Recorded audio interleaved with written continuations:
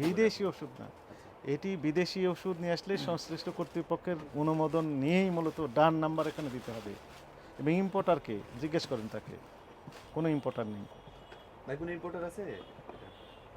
বড় ভাই গেছে তো অবৈধভাবে নিয়ে আসা। আপনার এখানে তো অনেক লেভেলও আছে, আমরা কেমনে বিশ্বাস করবো যে এটা ইন্ডিয়ান না বাংলাদেশি? বানানো হয় নাই।